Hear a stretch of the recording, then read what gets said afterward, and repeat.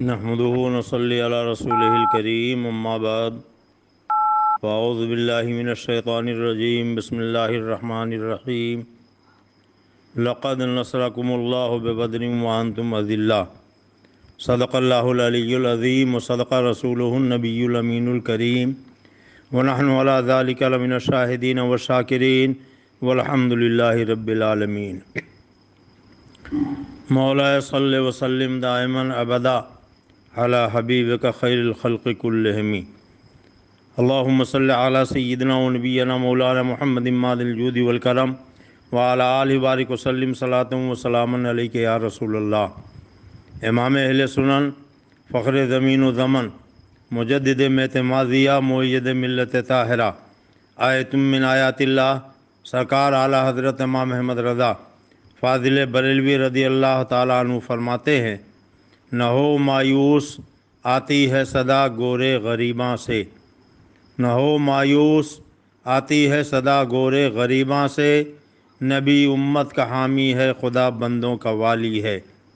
فضائے بدر پیدا کر فرشتے تیری نصرت کو، فضائے بدر پیدا کر فرشتے تیری نصرت کو، اتر سکتے ہیں گردوں سے قطار اندر قطار اب بھی۔ حضرات، یہ رمضان المبارک کا دوسرا عشرہ ہے۔ اس ماہ مبارک کی 17 تاریخ کو سن 2 ہجری میں حق و باطل کی پہلی لڑائی، اسلام اور کفر کا پہلا معرکہ، نور و ظلمت کی پہلی جنگ بدر کے میدان میں لڑی گئی۔ مدینہ طیبہ سے تقریباً 80 میل کی دوری پر بدر نام کا ایک گاؤں ہے، جہاں پر ایک کنواں تھا جس کے مالک کا نام بدر تھا۔ ایام جاہلیت میں وہاں سالانہ میلہ بھی رکھتا تھا، اور اسی جگہ پر یہ حق و باطل کی پہلی لڑائی، اسلام اور کفر کا پہلا معرکہ، نور و ظلمت کی پہلی جنگ ہوئی، جس سے اللہ تبارک تعالیٰ نے کفار قریش اور مسلمانوں کے درمیان سخت خونریزی کے بعد مسلمانوں کو عظیم الشان فتح نصیب فرمائی، جس کے بعد اسلام کی عزت و اقبال کا پرچم اتنا سربلند ہو گیا کہ کفار قریش کی عظمت و شوکت بالکل ہی خاک میں مل گئی۔ اللہ تعالیٰ نے جنگ بدر کے دن کا نام یوم الفرقان رکھا، اور قرآن مقدس میں تفصیل کے ساتھ دوسری صورتوں میں اجمالاً بار بار اس معرکے کا ذکر فرمایا۔ اللہ رب العزت نے بدر کی فتح مبین کے بارے میں احسان جتاتے ہوئے ارشاد فرمایا، لقد نصرکم اللہ ببدر وانتم اذلہ، وَلَقَدْ نَصَرَكُمُ اللَّهُ بِبَدْرٍ وَأَنْتُمْ أَذِلَّةٌ، اور یقیناً اللہ تعالیٰ نے تم لوگوں کی مدد بدر میں فرمائی جبکہ تم لوگ کمزور اور بے سر و سامانی کی حالت میں تھے۔ جنگ بدر کی لڑائی میں اللہ تبارک تعالیٰ کے محبوب سید عالم صلی اللہ علیہ وسلم کے صحابہ جب سرکار کے ساتھ چلے تو ان کے پاس 3 گھوڑے تھے، 70 اونٹ، 6 زرہیں اور 8 شمشیریں تھیں۔ ایک ایک اونٹ پر کئی مسلمان سواری کرتے تھے۔ حضور اکرم سید عالم نور مجسم صلی اللہ علیہ وسلم کی سواری میں حضرت مولائے کائنات حیدر کرار علی مرتضیٰ کرم اللہ تعالی وجہ الکریم اور صحابی رسول حضرت زید بن حارثہ شریک تھے۔ جب حضور اقدس صلی اللہ علیہ وسلم کے پیدل چلنے کی باری آئی تو حضرت سیدنا مولا علی اور حضرت زید بن حارثہ نے عرض کیا، یا رسول اللہ، آپ سوار ہی رہیے، ہم آپ کے رکاب کی سعادت میں پیدل ہی چلیں گے۔ مگر حضور اقدس صلی اللہ علیہ وسلم نے ارشاد فرمایا کہ تم مجھ سے زیادہ قوی نہیں ہو اور میں تم سے زیادہ بے نیاز نہیں ہوں۔ آج دنیا دیکھے اور غور کرے کہ کائنات کے آقا و مولا صلی اللہ علیہ وسلم کی پوری دنیا دیوانی کیوں ہے۔ ہر شخص آقا کریم صلی اللہ علیہ وسلم کے دامن اطہر میں کیوں اس قدر عقیدت کے گلہائے خندہ نشاور کرتا ہے؟ اس کی وجہ یہی ہے کہ آج کے جو امیر ہیں، آج کے جو بادشاہ ہیں، وہ لوگ اللہ کے پیارے حبیب سید عالم صلی اللہ تعالیٰ علیہ وسلم کی سنت کو بھول چکے ہیں۔ ان کا حال کچھ عجیب سا ہو چکا ہے۔ وہ اپنے ماتحتوں پر حکومت کرنا تو چاہتے ہیں، مگر اپنے ماتحتوں کو مساوات کا درجہ دینا اور ان کے ساتھ اچھا سلوک کرنا یہ پسند نہیں کرتے ہیں۔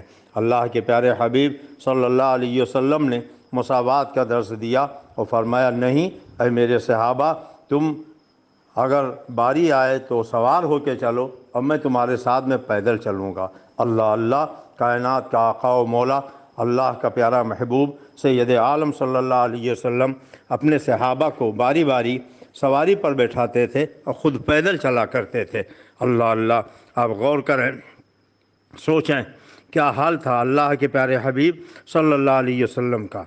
روایتوں میں آیا ہوا ہے کہ اللہ کے پیارے حبیب صلی اللہ علیہ وسلم کے ساتھ کل 313 نہتھے تھے جو کئی دن کے بھوکے تھے، فاقے سے جن کی زندگیاں گزر رہی تھیں، اور آپ سن چکے ہیں کہ کل 3 گھوڑے، 70 اونٹ، 6 درہیں اور 8 شمشیریں ان کے پاس تھیں، جبکہ مقابلے میں ابو جہل تقریباً 1000 کی فوج لے کر آیا تھا۔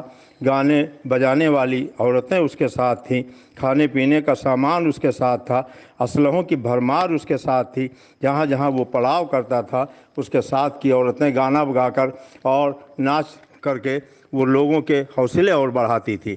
سرکار دو عالم صلی اللہ علیہ وسلم نے جب یہ کیفیت دیکھی تو اپنے دست مبارک کو اللہ رب العزت کی بارگاہ میں بلند فرمایا اور عرض کیا، اے میرے معبود، مسلمان پیادہ ہیں، اپنے فضل سے انہیں سوار کر دے، یہ بھوکے ہیں، ان کی شکم سیری فرما دے، مولا یہ عریاں ہیں، انہیں لباس دے دے۔ اللہ کے رسول نے اپنے رب سے عرض کیا، اے میرے پروردگار، یہ فقیر ہیں، ان مسلمانوں کو توانگری عطا کر دے۔ اللہ کے پیارے رسول نے صحابہ کو جمع فرمایا اور ان سے پوچھا، اے میرے صحابہ بتاؤ، اپنے سے 3 گنا کے مقابلے میں تمہیں جنگ کے لیے نکلنا ہے، تمہارا کیا خیال ہے؟ ایک بعد دیگرے صحابہ اٹھ کے کھڑے ہوئے، انہوں نے اپنے رفاقت کا حق ادا کرنے کا وعدہ کیا اور عرض کیا، یا رسول اللہ، ہم آپ کے ساتھ رہیں گے، آپ کو چھوڑ کر کہیں نہیں جا سکتے ہیں۔ حضرت سعد نے ایک تقریر فرمائی، اللہ کے رسول خوش ہو گئے، ان کے لیے دعا فرمائی۔ حضرت مقداد رضی اللہ تعالیٰ عنہ سارے صحابہ کے دلوں کی آواز بن کر کھڑے ہوئے اور انہوں نے بڑی پرجوش تقریر کرتے ہوئے عرض کیا، یا رسول اللہ، آپ ہمیں اجازت دیں، ہم آپ کے آگے سے جہاد کریں گے، آپ کے پیچھے سے جہاد کریں گے، آپ کے دائیں سے جہاد کریں گے، آپ کے بائیں سے جہاد کریں گے۔ ہم قوم موسیٰ نہیں ہیں جو آپ سے کہہ دے فَاذْهَبْ أَنْتَ وَرَبُّكَ فَقَاتِلَا إِنَّا هَاهُنَا قَاعِدُونَ، آپ اور آپ کا پروردگار جا کے لڑیں، ہم یہاں تماشا دیکھیں گے۔ نہیں نہیں یا رسول اللہ، نبی کا حکم ہو تو کود جائیں ہم سمندر میں، جہاں کو غرق کر دیں، نعرہ اللہ اکبر میں سنان و نیزہ بن کر سینہ کافر میں گڑ جائیں۔ قریش مکہ ہے کیا چیز، ہم دیووں سے لڑ جائیں، اور یا رسول اللہ، ہمارا جینا مرنا آپ کے احکام پر ہوگا، کسی بھی حال میں ہوں، خاتمہ اسلام پر ہوگا۔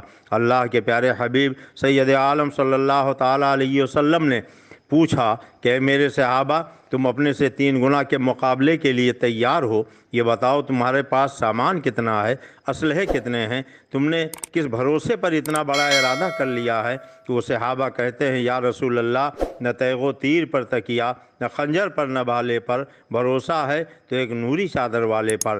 اللہ رب العزت کے پیارے رسول سید عالم صلی اللہ علیہ وسلم کے صحابہ نے آقا کریم صلی اللہ علیہ وسلم سے عرض کیا کہ یا رسول اللہ، آپ کے لیے ہم ایک عریشہ بنانا چاہتے ہیں۔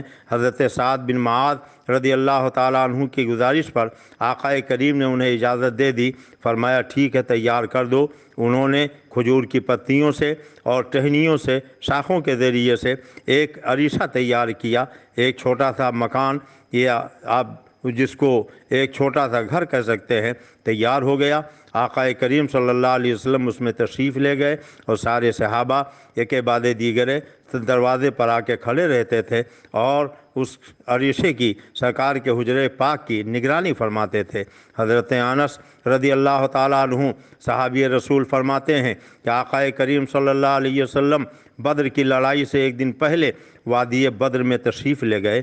آپ کے دست مبارک میں ایک چھڑی تھی، اس چھڑی کے ذریعے آپ نے زمین پر نشان بنایا، فرمایا یہ جگہ فلاں کافر کے مرنے کی ہے، اس جگہ فلاں کافر کی لاش تڑپے گی، اس جگہ فلاں کافر زخمی ہو کر گرے گا، اور ایک جگہ اشارہ کر کے فرمایا، نشان لگایا کہ اس جگہ فلاں کافر کی لاش تڑپتی ہوئی رہے گی۔ اور پھر صحابی رسول فرماتے ہیں کہ جب لڑائی ہوئی تو لڑائی ختم ہونے کے بعد ہم نے سوچا چلو دیکھیں اللہ کے رسول نے جہاں جہاں نشان لگایا تھا ان کافروں کی لاشیں وہیں ہیں یا کہیں الگ ہیں، مگر کہتے ہیں خدا کی قسم اللہ کے پیارے نبی نے جس جس جگہ جس کافر کے لیے نشان لگا دیا تھا وہیں پر اس کی لاش پڑی ہوئی تھی، بال برابر بھی، آگے پیچھے دائیں بائیں اس کی لاش نہیں تھی۔ آپ ذرا سوچیں جنگ کے ماحول کا کیا حال ہوتا ہے، لوگ کہیں سے کہیں پہنچ جاتے ہیں، سامان کہیں سے کہیں چلا جاتا ہے، کس قدر اتھل پتھل ہو جاتی ہے، مگر یا رسول اللہ تمہارے منہ سے جو نکلی وہ بات ہو کے رہی۔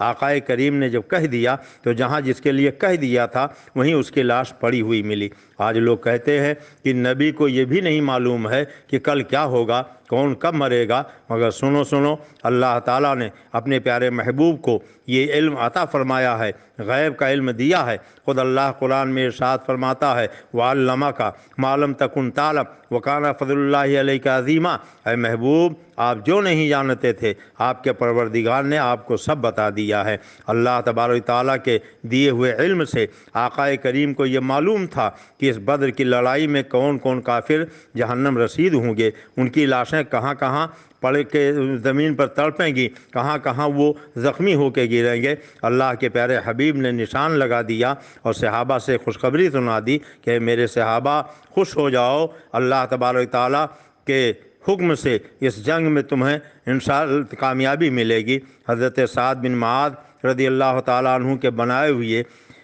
مکان میں اللہ کے پیارے حبیب صلی اللہ علیہ وسلم جلوہ فرما تھے۔ روایت میں آیا ہوا ہے کہ شام ہی کو سرکار جب اس عریشے میں تشریف لے گئے تو زمین پر ماتھا ٹیک دیا، زار و قطار رونے لگے، عرض کیا ہے میرے معبود یہ تیرے 313 نہتھے بندے خالی ہاتھ آج یہ وادی بدر میں تیرے دین کی بقا کے لیے اتر چکے ہیں۔ اے میرے پروردگار ان نہتھے لوگوں کی لاج آج تیرے ید قدرت میں ہے۔ اللہ کے پیارے رسول کی آنکھوں سے آنسوؤں کا چشمہ بہہ رہا تھا، اس قدر رو رہے تھے، اس قدر رو رہے تھے کہ آپ کے ریش مبارک آنسوؤں سے تر ہو گئی تھی، آپ کے شانے سے آپ کی چادر اطہر ڈھلک کر نیچے آ گئی تھی۔ حضرت عبدالخلق بعد الانبیاء یار غار نبی سیدنا صدیق اکبر آئے، انہوں نے چادر اٹھا کر سرکار کے کندھے پر رکھی، عرض کیا یا رسول اللہ آپ سر اٹھائے، آپ کا پروردگار آپ کو رسوا نہیں ہونے دے گا۔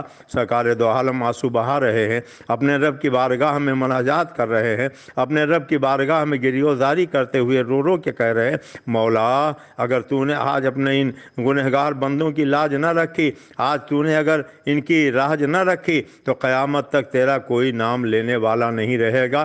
بقول اعلیٰ حضرت اجابت کا صحرا عنایت کا جوڑا دلہن بن کے نکلی دعائے محمد، اجابت نے بڑھ کے گلے سے لگایا بڑی ناز سے جو دعائے محمد۔ اللہ کے پیارے رسول ابھی دعا فرما ہی رہے تھے، جبریل امین آ گئے، انہوں نے عرض کیا یا رسول اللہ آپ سجدے سے سر اٹھائیے، نہیں ہے تلوار تو کیا ہوا، آج کے دن تلوار تو اللہ نے جبریل کے ہاتھ میں دے دی ہے، میکائیل کے ہاتھ میں دے دی ہے، اسرافیل کے ہاتھ میں دے دی ہے، آپ اپنے صحابہ سے کہہ دیجئے کہ اللہ فرشتوں کی جماعت ان کی مدد کے لیے آسمان سے نازل فرما دے گا۔ تاریخ میں آیا ہوا ہے کہ بدر کی لڑائی جس روز ہونے والی تھی اس رات میں دو صحابی جن میں سے ایک کا نام عبید اللہ تھا، ایک دوسرے صحابی کو ساتھ میں لے کر بدر کے میدان میں ایک کنارے پہنچے، کہنے لگے ایسا لگتا ہے کہ آج یہ ہماری زندگی کی آخری رات ہوگی، چلو اپنے رب کی بارگاہ میں دل کی گہرائیوں سے کوئی دعا مانگ لیں، شاید اللہ رب العزت ہماری دعا کو قبول فرما لے۔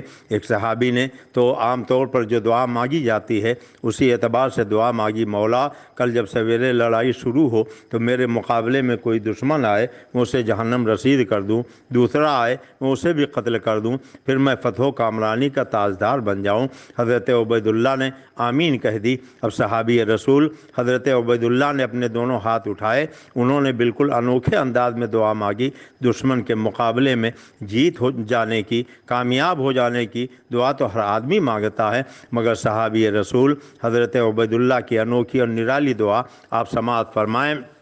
انہوں نے ہاتھ اٹھائے، عرض کیا مولا جب سویرے تیرے محبوب کے دشمنوں سے لڑائی شروع ہو تو میں بہت سے ظالموں کو جہنم رسید کر دوں اور پھر کوئی بہت بڑا دیو पैकर, बहुत बड़ा तंदुरुस्त, बहुत बड़ा तवाना कोई दुश्मन आ जाए, फिर वो मुझे लड़ते लड़ते ज़ख्मों से चूर कर दे, खून में शराबोर कर दे, मेरे हाथ काट डाले, मेरे पैर काट डाले, मेरी आंखें निकाल डाले, मेरे होंठ तराश डाले, मेरे चेहरे की हैत बिगाड़ डाले। इस हाल में मैं मौला जब शहीद होकर तेरी बारगाह में पहुँचूँ तो मुझसे पूछे, मेरे बंदे, मैंने जब तुझे दुनिया में भेजा था चलने के लिए 2 मजबूत पैर दिए थे, काम करने के लिए 2 तवानाइयों से भरपूर हाथ दिए थे, देखने के लिए 2 आंखें दी थीं, बोलने के लिए ज़बान दी थी, लब दिए थे, तेरा खूबसूरत चेहरा बनाया था, आज तेरे चेहरे की हैत क्यों बिगड़ गई है? होंठ तेरे किसने तराश लिए हैं? आंखें क्यों निकाल ली गई हैं? हाथ पैर क्यों काट दिए गए हैं? मैं अर्ज़ करूँ मौला, मेरे जिस्म के आज़ा तेरे और तेरे महबूब के नाम पर तराशे गए हैं, तो खुश हो जाए और मुझे अपने रहमत से सरशार कर दे।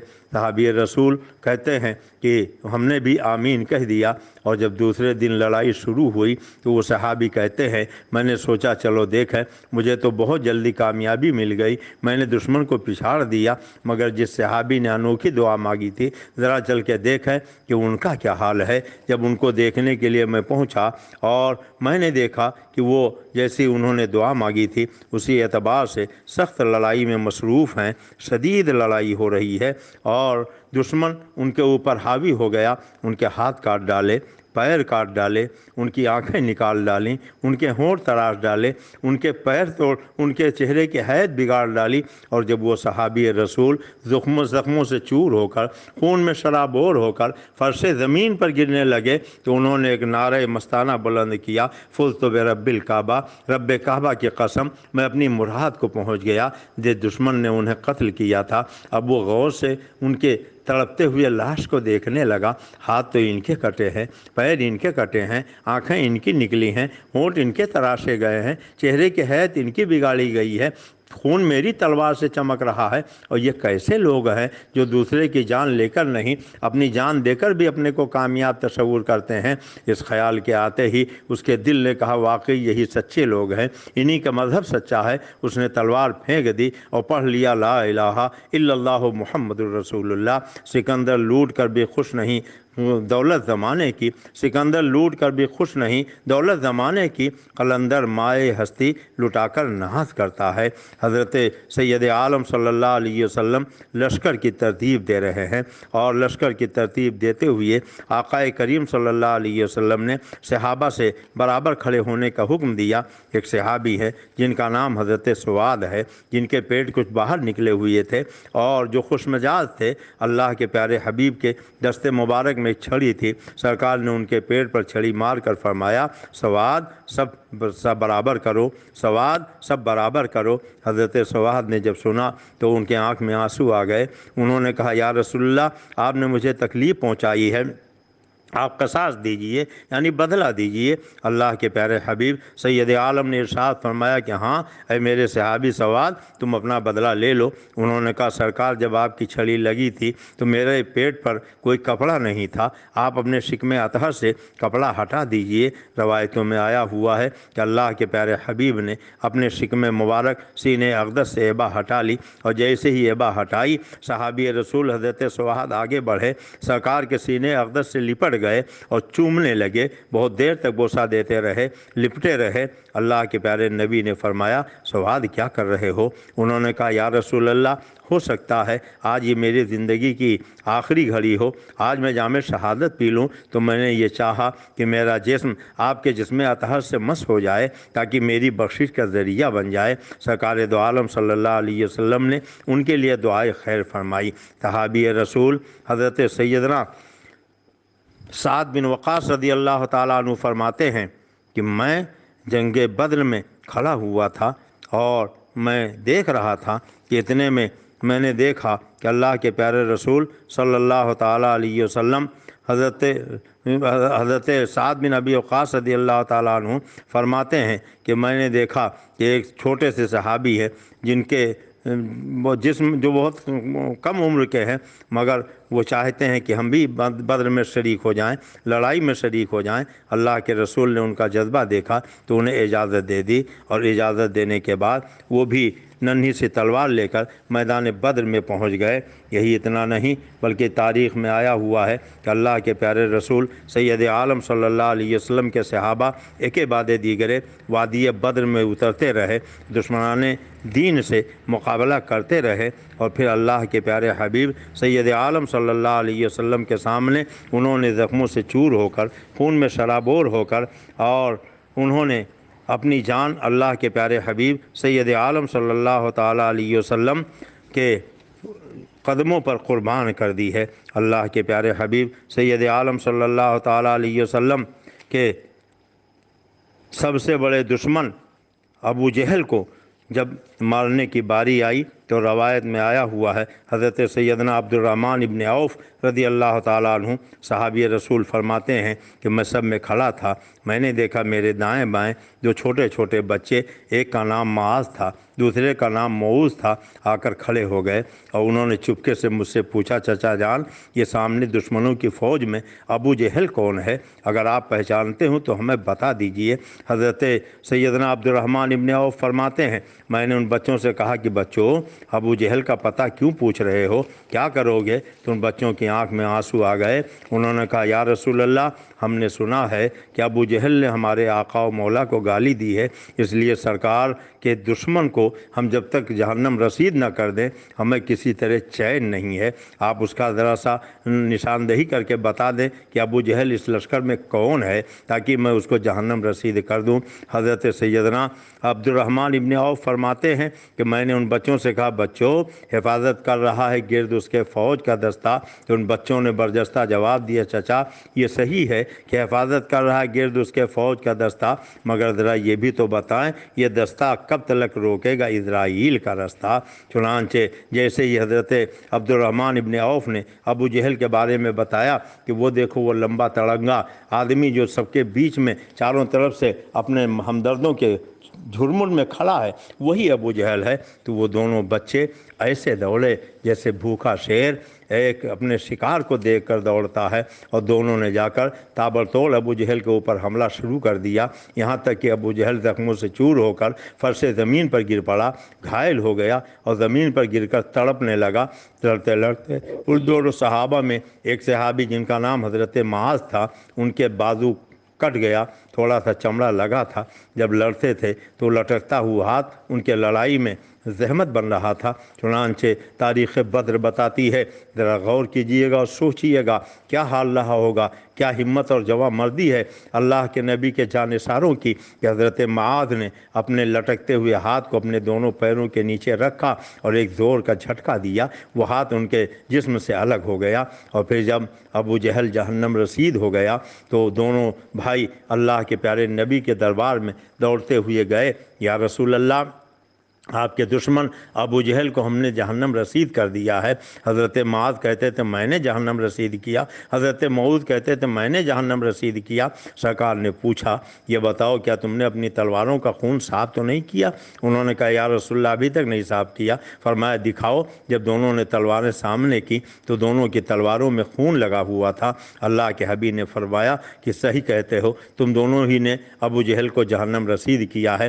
حضرت معاذ کا ہاتھ جو ان کے جسم سے علیحدہ ہو چکا تھا، انہوں نے اللہ کے پیارے حبیب سید عالم صلی اللہ علیہ وسلم کی خدمت میں عرض کیا سرکار یہ دیکھیے میں اپنا کٹا ہوا ہاتھ لے کر آیا ہوں، یہ ہاتھ میرے جسم سے الگ ہو چکا ہے۔ تاریخ بدر بتاتی ہے اللہ کے پیارے رسول نے حضرت معاذ کے کٹے ہوئے ہاتھ کو اپنے ہاتھ میں لیا، اپنے لعاب دہن کو نکالا، ان کے کٹے ہوئے ہاتھ میں لگایا اور پھر اس ہاتھ کو ان کے جسم سے جوڑ دیا۔ تاریخ میں آیا ہوا ہے کہ اللہ کے نبی کے لعاب دہن کی برکت سے وہ ہاتھ جا کر اپنی جگہ پر جڑ گیا اور ایسا مضبوط جڑا کہ جیسے پتہ ہی نہیں چلتا تھا کبھی یہ جسم سے الگ ہوا ہے۔ اور پھر اس کے بعد بہت دنوں تک حضرت معاذ زندہ رہے، بہت سی جنگوں میں انہوں نے شرکت کی۔ خلیفہ سوم حضرت سیدنا امیر المومنین عثمان غنی رضی اللہ تعالیٰ عنہ کے زمانے میں ان کا وصال ہو گیا ہے، اللہ ابر رحمت ان کے مرقد پر گوہرباری کرے، حشر تک شان کریمی ناز برداری کرے۔ آپ ذرا غور کریں اور سوچیں کہ اللہ کے پیارے نبی سید عالم صلی اللہ تعالیٰ علیہ وسلم نے اپنے چاہنے والوں کے دلوں میں کتنا دین کا جذبہ پیدا کر دیا تھا، کس قدر انہوں نے اپنے صحابہ کو جری بنا دیا تھا، کس قدر وہ دین کے لیے اپنا سب کچھ قربان کرنے کے لیے تیار رہتے تھے۔ ایک صحابی ہیں جن کا نام حضرت عکاشہ ہے، ان کی تلوار لڑائی کے درمیان ہی ٹوٹ گئی، مایوس ہو گئے کہ اب تو لڑائی ٹوٹ گئی ہے، یوں ہی کم تلواریں تھیں اور اب تو میرے ہاتھ کی تلوار بھی ٹوٹ گئی ہے، اب کیا ہوگا؟ سرکار کی بارگاہ میں آئے اور رونے لگے، یا رسول اللہ میری تلوار ٹوٹ گئی۔ اللہ کے پیارے حبیب نے آگے بڑھ کر ایک لکڑی اٹھائی، اپنے دست مبارک میں لیا اور حضرت عکاشہ کو دیا، فرمایا یہ لکڑی لے جاؤ اور یہ تمہارے لیے تلوار کا کام کرے گی۔ حضرت عکاشہ نے، صحابی رسول نے جیسے ہی وہ لکڑی اپنے ہاتھ میں لیا تو تاریخ بدر بتاتی ہے کہ وہ سفید چمکتی ہوئی تلوار بن گئی۔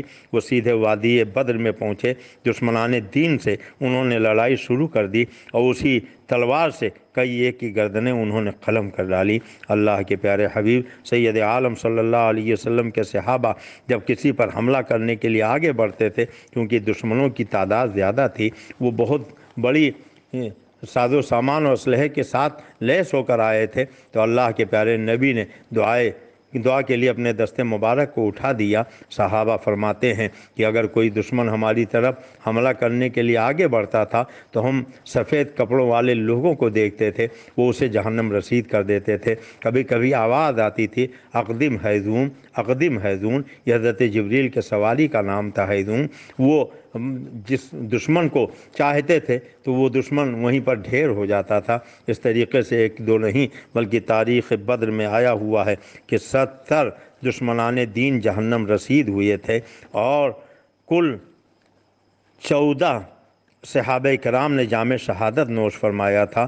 70 جہنم رسید، 14 جام شہادت نوش کرتے ہیں اور 70 ہی دشمنان دین گرفتار ہوئے ہیں۔ جب دین کے دشمنوں کو گرفتار کیا گیا، رات ہوئی تو اللہ کے پیارے نبی نے سنا کہ قیدی جہاں پر اکٹھا تھے وہاں سے کراہنے کی آواز آ رہی تھی۔ سرکار نے پہچانا کہ سرکار کے چچا عباس کے کراہنے کی آواز ہے۔ اللہ کے پیارے رسول کو کچھ اضطراب ہوا، بے چینی ہوئی، نیند نہیں آئی۔ صحابہ نے کہا یا رسول اللہ آپ کو نیند کیوں نہیں آتی؟ آقا نے فرمایا کہ میرے چچا عباس کے کراہنے کی آواز سن کر مجھے نیند نہیں آ رہی ہے۔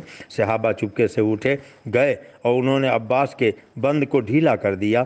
کچھ دیر کے بعد جب آواز بند ہو گئی تو سرکار نے پوچھا کہ اب عباس کے کراہنے کی آواز کیوں نہیں آتی ہے؟ صحابہ نے کہا یا رسول اللہ ہم نے ان کے رسی کے بند ڈھیلے کر دیے ہیں۔ آقا کریم رحمت عالم صلی اللہ علیہ وسلم نے ارشاد فرمایا کہ میرے صحابہ جاؤ اور سارے قیدیوں کے رسیوں کے بند ڈھیلے کر دو۔ اور پھر جب دوسرا دن آیا تو اللہ کے پیارے نبی سید عالم صلی اللہ علیہ وسلم نے صحابہ سے پوچھا کہ بتاؤ ان قیدیوں کے بارے میں تمہاری کیا رائے ہے؟ حضرت ابوبکر صدیق رضی اللہ تعالیٰ عنہ کھڑے ہوئے، انہوں نے کہا یا رسول اللہ میری رائے یہ ہے کہ آپ ان سے فدیہ لیجئے اور انہیں چھوڑ دیجئے، رہا کر دیجئے۔ حضرت عمر فاروق اعظم کھڑے ہوئے، انہوں نے کہا یا رسول اللہ میری رائے تو یہ ہے کہ ان قیدیوں میں جس کے جو قریبی رشتہ دار ہیں آپ ان کے حوالے کر دیجئے۔ ابو بکر سے کہیے کہ وہ اپنے بیٹے عبد الرحمن کو قتل کر دیں، مجھے اجازت دیجئے میں اپنے سگے ماموں کو قتل کر دوں۔ اس طریقے سے جتنے صحابہ کے رشتہ دار اس بدر کی لڑائی میں ابو جہل کے ساتھ آئے ہیں ایک ایک کر کے ان سب کو قتل کر دیا جائے۔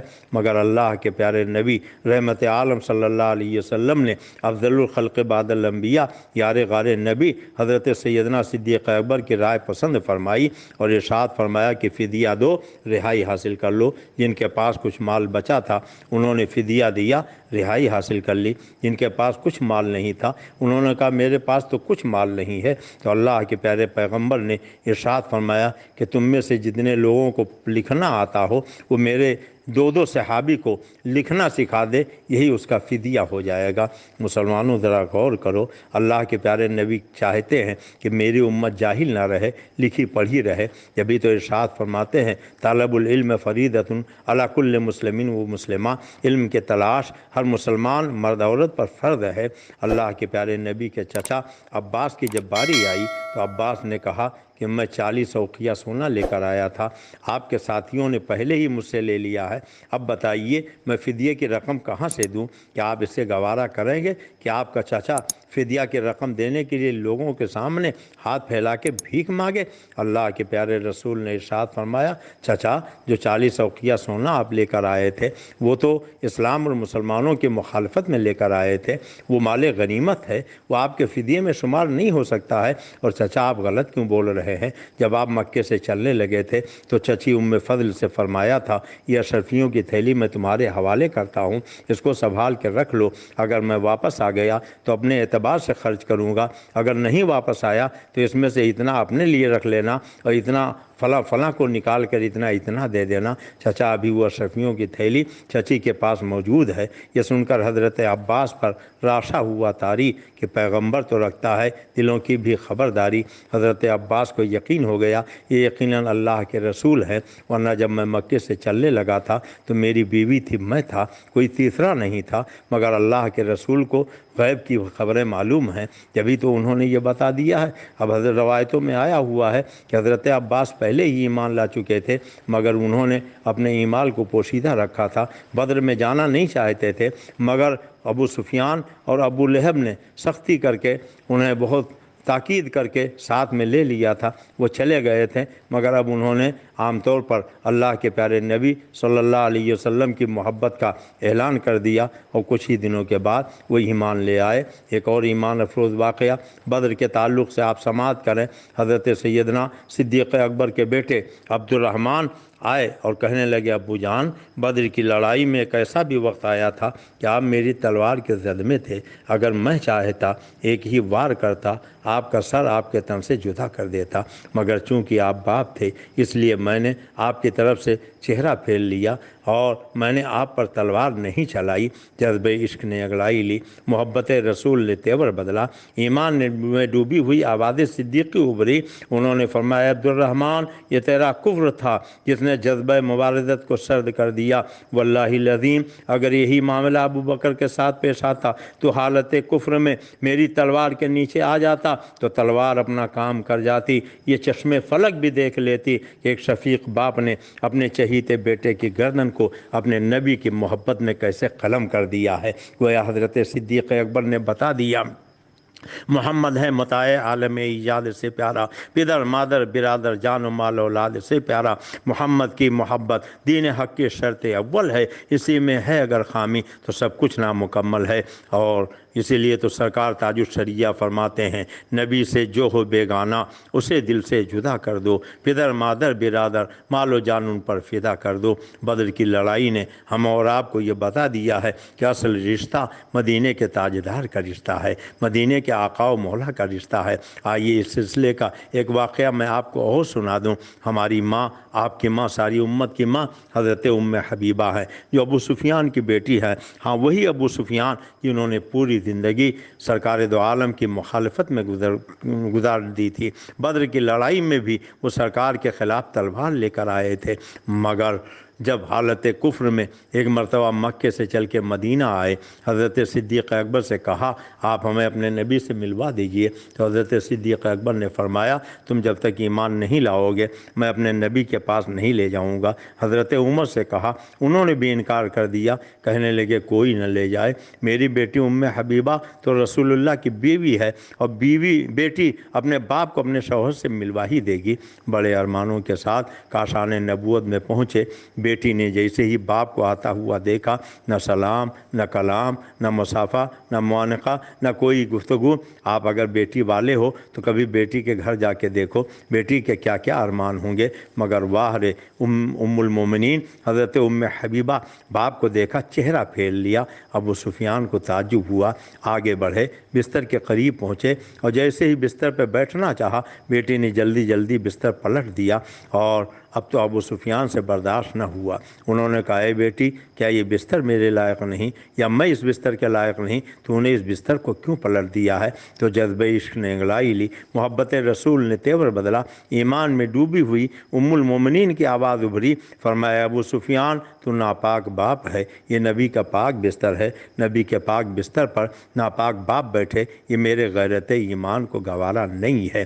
یاد کیجئے امیر المومنین خلیفۃ المسلمین حضرت عمر فاروق اعظم رضی اللہ تعالیٰ عنہ کا زمانہ ہے، اور تفسیر روح البیان سورہ عبسہ وتولیٰ کی تفسیر اٹھا کے دیکھیں۔ ایک مسجد کے نمازی اسلام کے دوسرے خلیفہ کے دربار میں آئے، اے امیر المومنین، ہماری مسجد کا امام روزانہ جہری نمازوں میں سورہ عبسہ وتولیٰ کی تلاوت کرتا ہے۔ حضرت عمر نے فرمایا جاؤ اس امام کو پکڑ لاؤ۔ امام پکڑ کے لایا گیا۔ حضرت عمر نے فرمایا کہ روزانہ یہی صورت تم جہری نماز میں کیوں پڑھتے ہو؟ امام نے کہا یہ صورت مجھے زیادہ اچھی لگتی ہے۔ حضرت عمر نے فرمایا قرآن میں 114 صورتیں ہیں، یہی صورت تمہیں زیادہ کیوں اچھی لگتی ہے؟ امام نے کہا اس صورت میں اللہ نے اپنے نبی کو ڈانٹا ہے، معاذ اللہ۔ اتنا کہنا تھا، حضرت عمر کا تیور بدل گیا، تلوار میان سے نکالی، ایک وار کیا، لاش خاک و خون میں تڑپنے لگی، پورے مدینے میں ہنگامہ ہو گیا۔ آج عمر فاروق اعظم کی تلوار نے ایک امام کی گردن قلم کر دی، قرآن پڑھنے والے کا سر قلم دیا، ایک کلمہ پڑھنے والے کو تہہ تہہ کر دیا۔ لوگ آئے عمر یہ آپ نے کیا کیا؟ ایک مسلمان کو قتل کر دیا؟ آپ تو اشداء علی الکفار کے نام سے مشہور تھے۔ فرمایا ہاں، عمر کی تلوار نے کسی مسلمان کو قتل نہیں کیا ہے۔ فرمایا کہ یہ مسلمان نہیں تھا، لوگوں نے کہا کلمہ پڑھتا تھا مسلمان نہیں تھا، نماز پڑھتا تھا مسلمان نہیں تھا، قرآن پڑھاتا تھا مسلمان نہیں تھا۔ حضرت عمر نے فرمایا سنو، جس کا یہ عقیدہ ہو کہ اللہ نے نبی کو ڈانٹا ہے، وہ چاہے جتنا نماز پڑھے، چاہے جتنا کلمہ پڑھے، چاہے جس قدر قرآن پڑھے، وہ تو مسلمان ہو ہی نہیں سکتا ہے۔ دیکھو داڑھی حضرت عمر کے سامنے تھی، کلمہ حضرت عمر کے سامنے تھا، قوم کی امامت حضرت عمر کے سامنے تھی، اور قرآن کی تلاوت حضرت عمر کے سامنے تھی، مگر انہوں نے داڑھی نہیں دیکھی، کلمہ نہیں دیکھا، انہوں نے امامت نہیں دیکھی، سر قلم کر کے بتا دیا نبی کا عشق ضروری ہے امتی کے لیے، چراغ جیسے ضروری ہے روشنی کے لیے۔ میرے پیر و مرشد شیر بیش سنت فرماتے ہیں دوزخی ہے بغیر حب حضور، دوزخی ہے بغیر حب حضور، عمر بھر اتقا کرے کوئی۔ اللہ تبارک تعالیٰ اس ماہ رمضان کی برکتوں سے ہمیں مالا مال فرمائے۔ بدر کے میدان میں جو حق و باطل کی پہلی لڑائی ہوئی، اس لڑائی نے یہ بتا دیا کہ رشتہ آپ ذرا دیکھو، اگر سرکار کے ساتھ میں باپ آ رہا ہے، ابو جہل کے ساتھ بیٹا آ رہا ہے، ایک طرف اگر ماموں ہے تو دوسری طرف بھانجا ہے، ایک طرف چچا ہے تو دوسری طرف بھتیجا ہے، آپ ذرا سوچیں غیروں کے مقابلے میں تلوار اٹھانا، لاٹھی اٹھانا، قتال کرنا یہ آسان ہے، لیکن اگر آپ کے نظر کے سامنے آپ کے سگے رشتہ دار ہوں تو کس قدر مشکل ہوگا۔ مگر نبی کے صحابہ نے اپنے دشمن سرکار کے محبت میں اپنے قریبی عزیزوں کو دیکھ کر یہ فرمایا کہ نہیں، میں انہیں جہنم رسید کروں گا، میں انہیں قتل کروں گا، اس لیے کہ جو میرے نبی کا نہیں وہ میرا نہیں ہو سکتا ہے۔ اللہ تبارک تعالیٰ ہمیں اپنے محبوب کی سچی محبت عطا فرمائے۔ یاد رکھو مسلمانوں، قبر کی تاریک کوٹھری میں جانا ہے، وہاں کوئی کام نہ آئے گا، اگر کام آنے والی کوئی ذات ہے تو مدینے کے تاجدار جناب محمد الرسول اللہ صلی اللہ علیہ وسلم کی ہے۔ اسی لیے سرکار اعلیٰ حضرت فرماتے ہیں لحد میں عشق رخ شہ کا داغ لے کے چلے، اندھیری رات سنی تھی چراغ لے کے چلے، جناب بنے گی محبان چار یار کے قبر جو اپنے سینے میں یہ چار باغ لے کے چلے، فضائے بدر پیدا کر فرشتے تیری نصرت کو اتر سکتے ہیں گردوں سے قطار اندر قطار اب بھی۔ اور سرکار اعلیٰ حضرت فرماتے ہیں نہ ہو مایوس، آتی ہے صدا گورے غریباں سے، نبی امت کا حامی ہے، خدا بندوں کا والی ہے۔ اس رمضان شریف کے پاکیزہ لمحات میں ہمیں چاہیے کہ کثرت سے ہم عبادت کریں، قرآن کی تلاوت کریں، صدقہ و خیرات کریں، اپنے آس پڑوس میں دیکھیں جو لوگ محتاج ہیں، پریشان حال ہیں، ان کی پریشانی دور کریں، اگر بھوکے ہیں تو کھانا کھلائیں، ننگے ہیں تو کپڑا پہنائیں، پریشان حال ہیں تو ان کی پریشانیاں دور کریں، اس لیے کہ اللہ تعالیٰ اچھے کام کرنے والوں کا اجر کبھی ضائع نہیں فرماتا ہے۔ کرونا وائرس کی وجہ سے لاک ڈاؤن میں پوری دنیا اس وقت مبتلا ہے، ہمارے ملک میں بھی لاک ڈاؤن کا سلسلہ چل رہا ہے، ہم مسجدوں کی حاضری سے محروم ہیں، مگر کیا ایسا نہیں ہو سکتا ہے کہ ہم اگر مسجد نہیں جا سکتے ہیں تو مسجد میں امام صاحب جو مسجد کو آباد کیے ہوئے ہیں، مؤذن صاحب جو مسجد کو آباد کیے ہوئے ہیں، حافظ صاحب جنہوں نے ایک دو آدمیوں کے سامنے قرآن کے 30 پارے سنائے ہیں اور سنا رہے ہیں، ان کی ہم مدد کر دیں، ان کے لیے ہم اپنے پاک حلال جائز کمائی کا کچھ حصہ نکال دیں۔ مسلمانوں، آپ مسجد کے امام کو، تراویح سنانے والے حافظ کو اپنے گھر کا ایک فرد تصور کیجئے۔ اس موقع پر جبکہ لوگ پریشان ہیں، کیا مسجد کا امام پریشان نہیں ہے؟ کیا تراویح سنانے والے حافظ پریشان نہیں ہیں؟ یاد رکھو، اللہ نے آپ کو دولت دی ہے تو دولت کئی طرح کی ہوتی ہے۔ فرعونی دولت ہوتی ہے، قارونی دولت ہوتی ہے، نمرودی دولت ہوتی ہے، اور خلیلی دولت بھی ہوتی ہے۔ اللہ نے اگر دولت دی ہے تو اپنی دولت کو فرعونی نہ بناؤ، نمرودی نہ بناؤ، قارونی نہ بناؤ، بلکہ آپ اپنی دولت کو خلیلی دولت بناؤ اور دل کھول کر پریشان حال لوگوں کی مدد کرو، علماء کی مدد کرو، مدارس اسلامیہ کی مدد کرو، دینی درسگاہوں کی مدد کرو، مگر صرف سنی صحیح العقیدہ کو دیکھ کر مدد کرو۔ کسی بد مذہب وہابی دیوبندی گستاخ رسول کو آپ قطعاً زکوٰۃ کی رقم نہ دیں۔ اگر زکوٰۃ فطرے کی رقم دے دیں گے تو آپ کی زکوٰۃ و فطرہ ادا بھی نہیں ہوگا، گنہگار الگ سے ہوں گے۔ مدرسہ بھی آپ دیکھ لیجئے، سنی صحیح العقیدہ کا مدرسہ ہے تو اسی کو آپ تعاون کریں۔ اللہ تعالیٰ اس ماہ رمضان کی برکتوں سے ہمیں مالا مال فرمائے۔ آپ اپنے رب کی بارگاہ میں مخصوص دعاؤں میں عرض کریں، مولا کرونا وائرس کی عظیم بھیانک بلا سے ہمیں محفوظ و معمون فرما اور ہمارے سارے بھائیوں کو محفوظ و معمون فرما۔ مولا اس بلا سے ہمارے ملک ہندوستان کو محفوظ فرما۔ وصلی اللہ تعالی علی خیر خلقہ ونور عرشہ وعلی آلہ واصحابہ اجمعین برحمتک یا ارحم الراحمین۔ السلام علیکم ورحمۃ اللہ وبرکاتہ۔ سامعین حضرات، ابھی یہ جو نعتیہ کلام آپ سماعت کر رہے تھے، یہ توحید نیٹ ورک کی جانب سے سنایا جا رہا تھا۔ آپ بھی اپنے شہر کے جلسے ریکارڈنگ کرانے کے لیے رابطہ قائم کریں۔ توحید نیٹ ورک، موبائل نمبر 9967825444